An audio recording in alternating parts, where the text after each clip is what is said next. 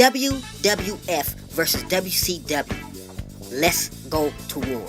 We're doing tag teams from 7-1, comparing to 7-7, all the way down to 1. See, this is what we always really wanted, was the WWF versus WCW, and we never ever got it. Now, the first team for us to talk about would be the Strike Force. Now, these guys individually had really good success in wrestling, and together they were explosive. They worked good together. We got gear for them, and then they just kind of went away. But it's one of the greatest teams ever. To me, they're the 7th best team out of all the teams. I think they're that high. Now, let's talk about the Fabulous Ones.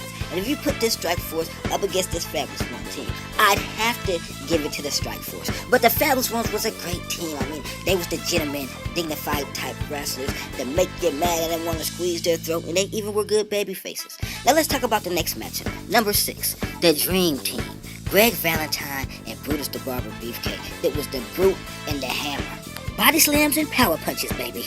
They just had it all, down to their manager, down to their moves, down to their chemistry. I really like the Dream Team. But we're putting them up against the Russians, which I think the Russians take this one. With Ivan Koloff, the very smart, intelligent technique wrestler. And then you got the Russian Nightmare, who was kind of there with the technique, but he was also just strength and quickness. And then let's go to the next matchup. Number 5, the Wild Samoans, who were really wild, who used to do riots and used to beat people up for real. They put fear in the first real brute force team that really could do what they claimed they could.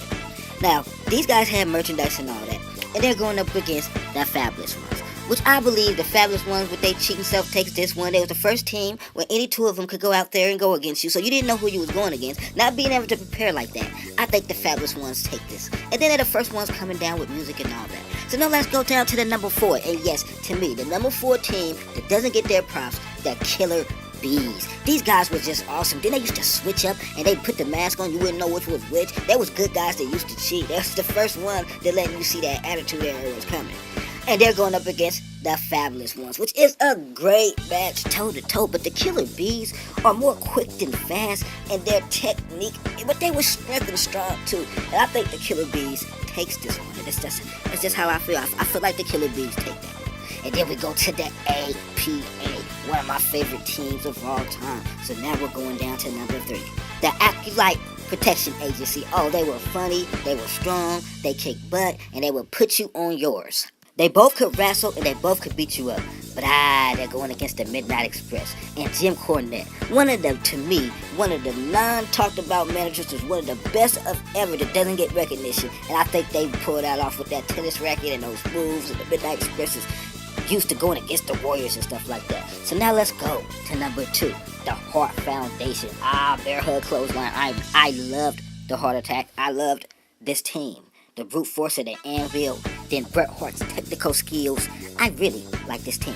But they're going to get the Steiners. And to me, the brute force of the Anvil can't match any Steiner. And he'd be the weak link, so I believe the Steiners take the Hart Foundation. And that's just how I feel. So now when we go to it, I mean, they had high-flying moves as strong as they was doing Frankensteiners and stuff. But now let's go to me. There's going to be 2 number 1s on each one. But this team, to me, as far as wrestling goes, is the best team to ever be in WWE, WWF, WWF, whatever you like to call it. With their quickness and speed, but they'll be going against the Warriors, another number 1 team. And I don't think that they could beat the Warriors. Just the time with the Warriors was just so out of control, and they'd really go in there and throw you around. Somebody might get hurt up in there. I don't think that they're taking the Warriors. I just don't see that happening. The Warriors was unstoppable. Now let's go to another number 1 team, DX, baby. And particularly the New Age Outlaws. Yes, boys and girls, children of all ages, they were charismatic. They was probably the most charismatic team ever in the WWF, and they could wrestle. One of my favorite teams, and I feel like they go against the Rock and Roll Express. Nobody, Big M James is saying nobody had the pop the Rock and Roll Express had. When the girls going crazy and kids jumping up and down, you can't hear the announcer talk. And I remember not being able to hear the announcer talk, even when there was 100 people in the studio, when they was doing the old Saturday nights. I just think the Rock and Roll Express is one of the greatest teams ever. And I believe NWA just had better teams than WWF did. WCW just had better teams than WWF. And WWF had great teams. And sometimes I feel the other way. But as of today, that's how I feel. So that's the first edition. And there will be a volume 2. I thank you very much.